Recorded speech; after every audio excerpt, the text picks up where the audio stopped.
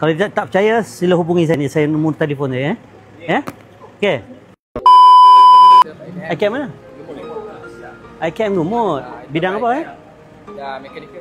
Lepas tu? Kita tidak sambung diploma pula. Oh, dah pergi dah IKM? Ada pergi sijil. Oh, sijil. Lepas tu ambil diploma pula. dekat IKM juga? Dekat KKTM pula. KKTM.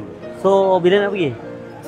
Esok? Esok nak pergi, tapi itulah tu. Dia orang ni, suami ayah dia dah sakit saraf. Ya. Jadi pendapatan tu kurang lah untuk nak buat pekerjaan ke sana lah. KKTM mana?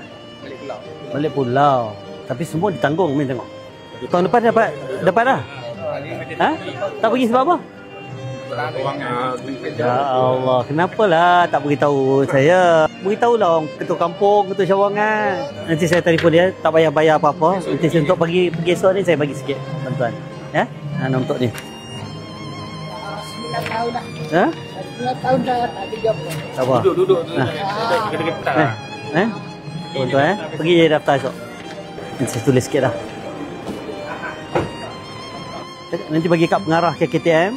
Dia kata sila terima pelajar ini dan berikan pengecualian daripada sebarang bayaran awal. Kalau dia tak percaya, sila hubungi saya ni. Saya nombor telefon dia, Pelajar betul-betul tau. Okey? Ini semua keluarga, satu keluarga? Ha? Ibu dia. Apa dia? Mak dia jadi bos. Ya, come. Tiga telefon mak.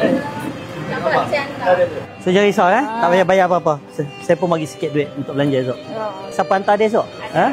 Ada sepupu, Saya tak boleh mandu apa. Tak apa. Sama-sama.